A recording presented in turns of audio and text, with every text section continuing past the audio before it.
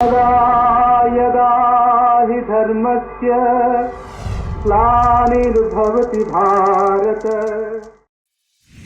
ये कहानी है विश्व के सबसे बड़े महाकाव्य की, जिसमें योग है, यथार्थ है, विवेक है, परमार्थ है, सत्य ज्ञान का दिव्य प्रकाश है, आध्यात्म का महाआकाश है। ये दर्पण है हर मन के विवाद का, दृश्य है आत्मा और परमात्मा के संवाद का, मानवता का होता है जिससे उद्धार। यही है सच्ची गीता सार, अंधकार से प्रकाश की ओर।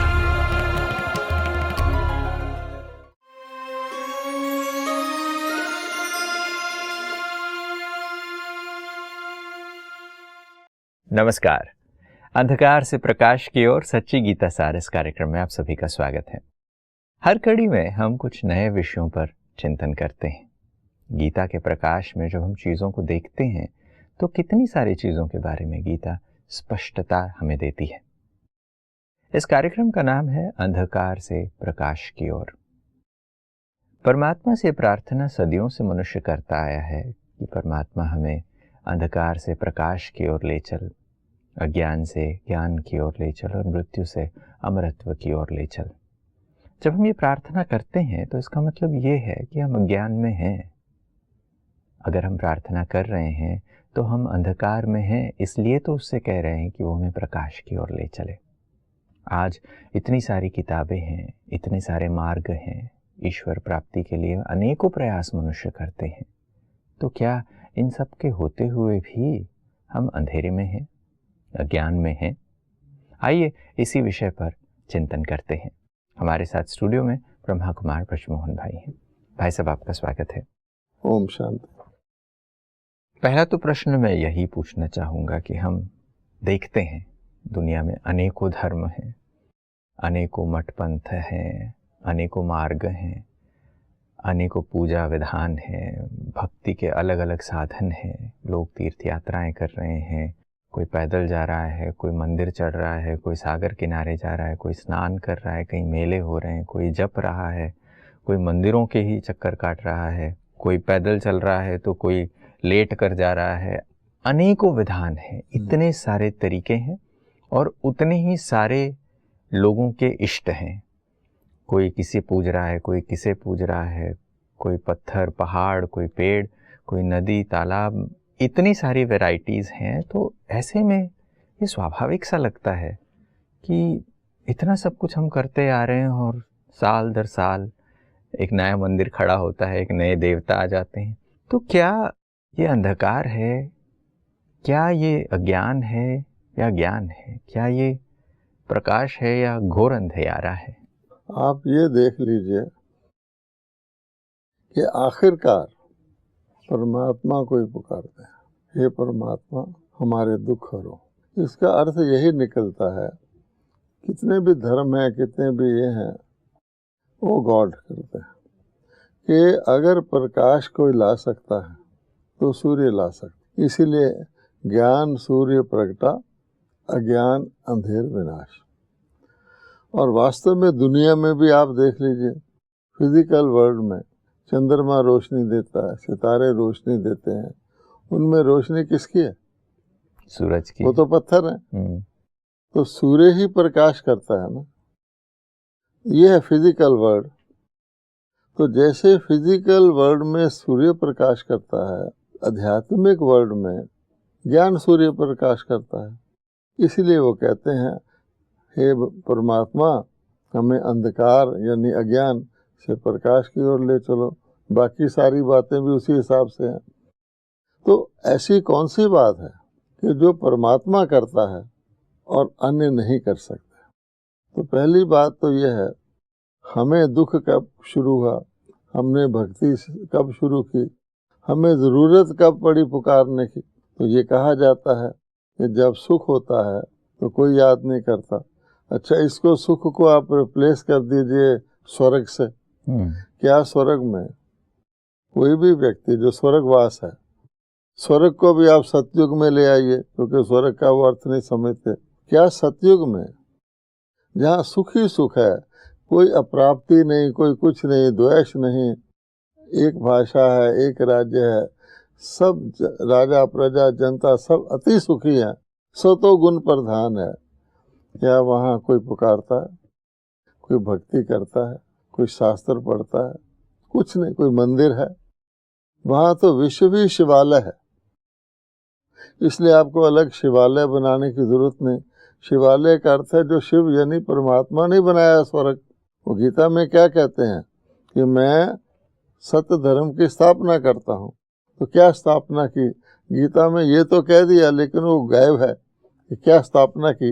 इतना कुछ किया, भगवान खुद आ गए तो अधर्म का विनाश भी कर दिया, तो स्थापना क्या की? क्योंकि लुप्त है वो, क्योंकि जो की थी स्थापना वो भी लुप्त है। इसलिए भगवान कहते हैं ये सोचिए कि मैंने जो स्थापित किया था, ये भी भगवान दूसरा नियम बताते हैं कि कोई भी चीज़ एक जैसी नहीं रहती। और जब हम को भगवान बताते हैं मैं सर्वव्यापी नहीं हूँ, बहुत सारी दुनिया आजकल सर्वव्यापी भी मान रही है और खोज भी रही है, तो यही बताते हैं अगर मैं सर्वव्यापी होता तो सब चीज़ स्थगित हो जाती, कोई चीज़ एक जैसी रहती ही नहीं।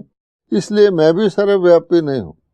ये कारण बताते हैं कि लोगों ने दूसरी भ्रांति लगाई है। और जब एक चीज़ सब समान रहती ही नहीं, आप किसी चीज़ को देख लीजिए सिवाय परमात्मा के जो एक समान हो। इसलिए परमात्मा को सदा शिव कहते हैं। श्री कृष्ण जी को किसी ने सदा कृष्ण कहा, शंकर को सदा शंकर कहा नहीं कहा। इसलिए भगवान कहते हैं कि जब वो परफेक्ट स्टेज आप खो देते हो, तब आपकी खोज शुरू होती है, सर्च शुरू होता है कि कहाँ गई। फिर आप उसके लिए भक्ति करते हो, तरीके अपनाते हो। और जितनी ये भक्ति है ये सेल्फ डिवाइस्ड मेडिकेशन है। यानी जैसे आजकल कहते हैं ना, अभी अपनी बीमारी का आप ही इलाज कर लो। अब भक्ति में क्या दिखाते हैं? भक्ति का बेसिक कॉन्सेप्ट क्या है? तुम्हें भगवान से मिलना है, ठीक है। भगवान शुद्ध है, भगवान पवित्र है, भगवान पावन है। तो जैसे कोई राजा से गंदा मैला व्यक्ति नहीं मिल सकता, वो तो भगवान है। तो क्या करना चाहिए? मुझे शुद्ध होना चाहिए, पावन होना चाहिए।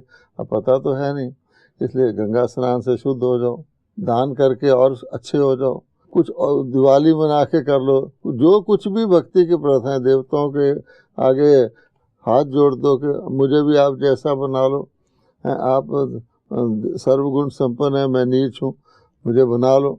यानी यही है ना। तो क्या कोई व्यक्ति अपने आप अपने मर्ज का इलाज कर सकता है? पहले कर सकता होता तो मर्ज में आता ही क्यों, है ना। वो ये समझते हैं कि हम ठीक ठाक होकर भगवान से मिले। जैसे कोई पेशेंट समझे मैं अपना इलाज करके ठीक हो जाऊं तो डॉक्टर साहब से मिलूंगा। ये है उल्टा काम। फिर होता क्या है कि वो समय ऐसा हो जाता है फिर कि जबकि और यानी चक्कर जो घूमता है, तो जैसे रात शुरू हो गई तो रात में गहरी रात ही होना है, तो कुछ भी कर लो। तो फिर जो उन्होंने कहा ज्ञान सूर्य प्रगटा, तो कई नकली सूर्य बन गए। ज्ञान सूर्य तो एक है, वो था सतगुरु, उसने गीता ज्ञान सुनाया। वो तो नहीं आया तो नकली डुप्लीकेट हो गए कि मैं सुनाता हूँ, भगवान तो पता नहीं निराकार है, मैं तुम्हारे सामने बैठा हूँ। और उन्होंने क्या किया कि जो सूर्य की थोड़ी बहुत रोशनी उनको मिली थी, उसके आधार पर उन्होंने डार्कनेस में तो एक माचिस भी रोशनी दिखाती है, तो अनेक प्रकार के मार्ग बना दिए। वो बढ़ते गए, लेकिन सूर्य तो सूर्य ही है। ये कहा जाता है कि ज्ञान रोशनी है, तो अज्ञान तो अंधकार होना चाहिए। आज ये बात स्पष्ट हो रही है कि हमारे पास इतना सारा ये जो विस्तार है, ये रोशनी नहीं है। इसकी वजह से हम अभी भी खोज कर ही रहे हैं। और जैसे आप ये उदाहरण कह रहे थे कि परमात्मा का कर्तव्य ये है कि वो ज्ञान को देने वाला है। अगर हम ही ज्ञानी होते तो फिर परमात्मा को आने की ज़रूरत नहीं पड़ती, आकर ज्ञान नहीं देना पड़ता। तो जो आज हम भक्ति कर रहे हैं, तो क्या हम ऐसा मान सकते हैं कि ये ज्ञान नहीं है? देखिए सीधी बात है, उसका फल क्या है? पहली बात तो ये है कि बाहर रोशनी कर ली, अंदर तो अंधेरा है। पहली बात तो ये है। दूसरी बात ये है कि जो आप कर रहे हैं वो लॉजिकल है। लोग कहते हैं कि मन तो तेरा मलिन रहा, गंगा में नहाया तो क्या किया। सारे भक्ति वालों ने अपनी ही बात का किसी न किसी जगह जाके डाउट पैदा किया हुआ है ना। जैसे मान लीजिए भगवान है, कहते हैं तेरी ज्योति से रोशन है सूरज चांद और तारे, महा अंधेर है अगर तुमको मैं दीपक दिखाऊं। जो रोशन करे उसको मैं दीपक दिखा रहा हूँ। जितने भी हम भक्ति में सारे वर्ल्ड में सब कुछ कर रहे हैं, आखिर प्राप्ति हो जाती तो रुक जाता। ये तो और ज़्यादा बढ़ रहे हैं। इससे पता लगता है जो कहा गया ज्ञान सूर्य प्रगटा एक शब्द है, अज्ञान अंधेर विनाश। तो अज्ञान अंधेर विनाश किसने किया? भगवान ने किया। तो जब तक भगवान नहीं आता तो फिर क्या है? अंधेरा ही। अज्ञान भी है, अंधेर भी है और जीवन में दुख ही दुख है। क्योंकि उनको बेसिक कॉज ही नहीं पता कि भक्ति कर। भगवान ने कहा था मैंने पावन दुनिया रची। आज लोग पावन है ही नहीं, उनको पता ही नहीं है कि पावन क्या होता है। इसलिए गीता में भी उन्होंने काम विकार की डेफिनेशन को डिल्यूट कर दिया। काम मैंने कामना, है ना। भगवान ने कहा था ये काम विकार विषय विकार है। इस कारण से ये सारा बढ़ता ही जा रहा है। जैसे आप देखिए सीढ़ी है, अब सीढ़ी में आप अगर डाउनवर्ड हैं तो अगला स्टेप क्या होगा? आप तो चल रहे हैं, सीढ़ी उतर रहे हैं ना। जैसे पॉलिटिक्स में ले लीजिए, आज से 100 साल पहले वर्ल्ड का पॉलिटिक्स क्या था? सारे वर्ल्ड का। इंडिया का कहेंगे तो कहेंगे हमारे देश की बात कर रहे हैं। कुछ मुख्य नेता होते थे जिनका नाम बच्चा बच्चा जानता था और उनका कुछ पावर होता था। जो भी उन्होंने फिलॉसफीज बनाई, आइडियोलॉजीज बनाई, क्योंकि मनुष्य थे वो नीचे तो गिरी पर फर्क तो था। अच्छा, सतयुग में विश्व महाराजन महारानी वजीर भी नहीं रखते थे कि जूनियर को एडवाइजर बनाओ, ये कहाँ की समझदारी है। अच्छा, नीचे नीचे होते गए। आज विश्व के पॉलिटिक्स की क्या हाल है? कोई व्यक्ति पढ़ा लिखा भी सारे विश्व के देशों के राष्ट्रपतियों के नाम ही गिना दे, उस वक्त गिनती के 10-12 लोग होते तो नीचे आया। बिल्कुल। और भी आगे देख लीजिए, कितने भारत को ही लीजिए, गिनती के जो पहले नेता थे, आज देखिए, आज कई नेताओं के एडवर्टाइजमेंट लगते हैं इलेक्शन, हम पहचानते ही नहीं कि कौन है। कोई नहीं पहचान सकता। तो नीचे आ रहा है ना, और समाज ही नीचे आ रहा है। इस कारण से ये जो मेन बात है, वैसे तो लोगों को अच्छी नहीं लगती। किसी को कह दो कि भक्ति करना अच्छी चीज़ नहीं है, क्योंकि अंधेरे में चिराग भी काफ़ी होता है। तो हम उसकी भक्ति को भी गलत कह दें तो बेचारा कहाँ जाएगा? तो डूबते को तिनके का सहारा कहा जाता है। तो भक्ति का एक पीरियड है, हम सब भगत रहे हैं। तो भक्ति का पीरियड में हमने भगत ही होना है, और सतयुग में हमें देवता ही होना है, उसका कोई एक्सेप्शन नहीं है। तो इसलिए भक्ति करते गए और दुखी होते गए और भक्ति का जैसे फैलावट करते गए। और आज तो भक्ति को देखकर कई ऐसी तरह की भक्ति है।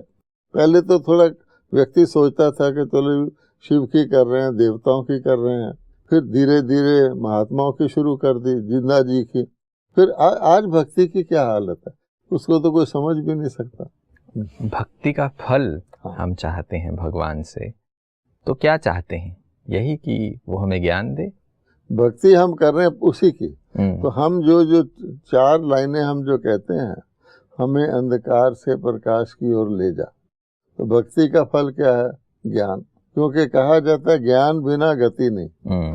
किसी ने आज तक नहीं कहा भक्ति बिना गति नहीं। क्यों? वो कौन सा ज्ञान? जो भगवान गीता का ज्ञान। तो इसलिए प्रकाश की ओर ले जा। जब प्रकाश की ओर चले जाएंगे तो अंधकार आपे समाप्त होगा कि नहीं? आपका सूर्य उदय हो गया, आप अपना चिराग बुझाएंगे कि नहीं? ना बुझाएंगे, दूसरा ही कह देगा कि भाई सूर्य उदय हो गया। इसलिए ये दोनों चीजें लिंक है। तो भक्ति के बाद जब हम अति दुखी हो जाते हैं दुनिया में, जिसको हम धर्म ग्लानि कहते हैं, तो धर्म ग्लानि में ये सब प्रकार के हमारी पद्धतियां आ जाती हैं। मैन मेड, गॉड भी मैन मेड आ जाते हैं। इसलिए भगवान कहते हैं ये मैन मेड लंका है, इसको मैं खत्म करके असली मैं तुमको ज्ञान सूर्य से सतयुग बना देता हूँ। अब जब आप ज्ञान की बात करते हैं तब हम देखते हैं कि आज हमारे पास इतने सारे शास्त्र हैं, इतने सारे किताबें हैं, इतने सारे ग्रंथ हैं। देखने में तो लगता है क्या ये ज्ञान नहीं है? इतना सारा तो ज्ञान है। हाँ, ये भी बात है। मनुष्यों ने ज्ञान शब्द तो सुना है, ज्ञान भक्ति वैराग। गीता में भी कहा गया कि ज्ञान मार्ग है, भक्ति मार्ग है, और ये कह दिया गया कि ज्ञान मार्ग जरा मुश्किल है, भक्ति मार्ग आसान है। कई मार्ग बताए हैं जो तुम्हें सूट करे। अब आप सोचिए, अगर व्यक्ति के पास 4 ऑप्शंस हो एक ही जगह पहुंचने की, और उसको कहा जाए ये ऑप्शन आसान है, तो कौन सी अडॉप्ट करेगा? सारी आसान करेंगे। इसलिए वो ज्ञान का समझते हैं। ज्ञान ये मानने लग गए हैं कि रिचुअल करना, पूजा पाठ करना, दान पुण्य करना, तीर्थ यात्रा करना, ये सब जो है प्रेयर करना, ये है भक्ति। और ज्ञान शास्त्र, क्योंकि शास्त्रों में तो लिखा हुआ, सारे लोग तो पढ़े लिखे भी नहीं हैं, तो जो शास्त्र जानता है, शास्त्रों को पढ़ता है, वो ज्ञान पढ़ता है। और शास्त्र कितने हैं? अब ये भी वंडरफुल बात है। अन्य किसी देश धर्म वाले से पूछो तेरे शास्त्र कितने हैं, वो कहेगा जी 1। ये मेरा फाउंडर है, भगवान का मैसेंजर है, यानी भगवान का बच्चा है, संदेश वाहक है, उसने जो बोला ये इस किताब में है। वो भी वास्तव में किताब उस समय नहीं लिखी जाती, बाद में, लेकिन एक है।